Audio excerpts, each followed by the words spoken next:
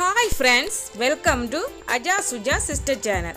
இன்னைக்கு நான் உங்களோட பகிர்ந்து கொள்ள போற காணொளி வந்து கச்சான் அல்வா. இந்த கச்சான் அல்வா எப்படி செய்யறதுன்னு பார்க்கிறதுக்கு முன்னாடி எனது சேனலை சப்ஸ்கிரைப் பண்ணாடி சப்ஸ்கிரைப் பண்ணிக்கொள்ளுங்க. அதோட பெல் பட்டனையும் கிளிக் பண்ணிக்கொள்ளுங்க. கச்சான் அல்வாக்கு தேவையான அளவு கச்சானை நாங்கள் எடுத்துக்கொள்ளுவோம். இது வந்து உடைக்காத கச்சான். நான் உடைச்சி எடுத்துக்கொள்ள போகிறேன். உங்கள்கிட்ட உடைச்ச கச்சான் இருந்தால் அதில் செய்து கொள்ளலாம். இப்போ வந்து உடைச்ச கச்சான் கடைகள்லையும் விற்கிது, அதை வாங்கி அதில் செய்து கொள்ளலாம். இப்போ நான் வந்து இதை உடைச்சி கச்சானை வறுத்து எடுத்துக்கொள்ள போகிறேன். எனக்கு தேவையான அளவு வந்து நான் கச்சானை உடைச்சி எடுத்துக்கொள்ள போகிறேன்.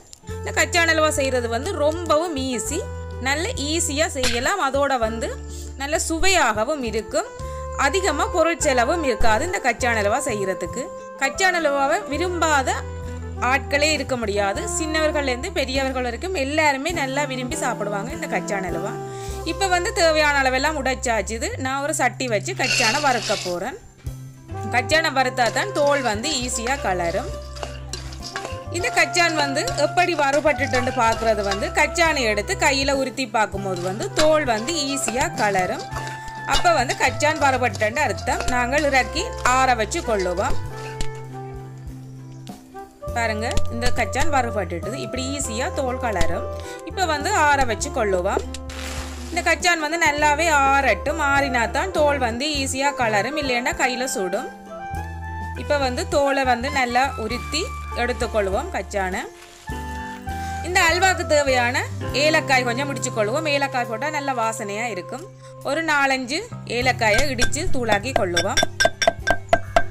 கச்சானம் வந்து உருத்தி எடுத்தாச்சுது. நாங்கள் வந்து பாகு காய்ச்சி கொள்ளுவோம். நான் சர்க்கரையில் தான் பாகு காய்ச்ச போகிறேன். அப்போ தான் கலர் நல்லா இருக்கும், கச்சான் அல்வாக்கு டேஸ்டாயும் இருக்கும். சீனிலையும் நாங்கள் செய்து கொள்ளலாம். இதுக்கு தேவையான கொஞ்சமாக தண்ணி விட்டுக்கொள்ளுவோம். ஒரு 1/4 கப் தண்ணி விடாமலும் முறுக்கி எடுத்துக்கொள்ளலாம். இது வந்து இப்போ நல்லா கரையோணும். அதுக்குள்ளே நாங்கள் இடித்து வச்சிருக்கிற அந்த ஏலக்காய் தூளையும் போட்டுக்கொள்வோம். இந்த சுவைக்காக ஒரு கொஞ்சமாக உப்பும் போட்டுக்கொள்வோம்.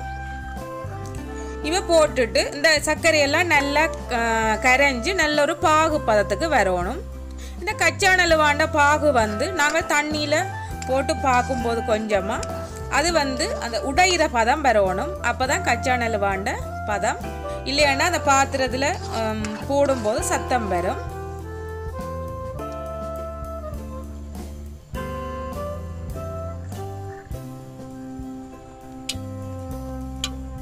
இப்படி சத்தம் வரணும். இது வந்து சரியான பதம். இப்போ நாங்கள் வந்து அந்த கச்சானை சேர்த்துக்கொள்ளுவோம். சேர்த்துட்டு நல்லா கிளறிட்டு அடுப்பை வந்து பிரித்து விடுவோம். இல்லைன்னு சொன்னால் கேஸ் அடுப்புன்னு சொன்னால் நூற்று விடுவோம். இனி விட்டால் பாகு வந்து நல்லா இறுகிடும். இப்போ நல்லா கிளறிட்டு நாங்கள் ஒரு தட்டு கொண்டு ரெடி பண்ணி வச்சுருப்போம். அதில் வந்து ஊற்றி கொள்ளுவோம். ஆயில் பேப்பர் ஏதாவது போட்டு அந்த தட்டை ரெடி பண்ணி வச்சுருங்க. இல்லைண்டா ஆயில் ஏதாவது போட்டு மாஜரின்னு அப்படி தான் போட்டு அந்த தட்டை ரெடி பண்ணி வச்சா ஒட்டி பிடிக்காது. இப்போ அதில் நல்லா பரப்பி விட்டு கொள்ளுவோம்.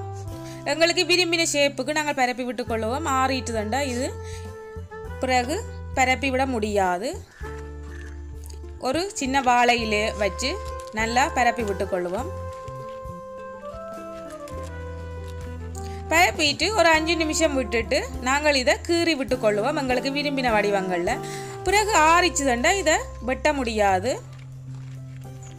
இப்போ வந்து நான் சதுர சேப்பில் இதை வந்து கீறி விட போகிறேன்.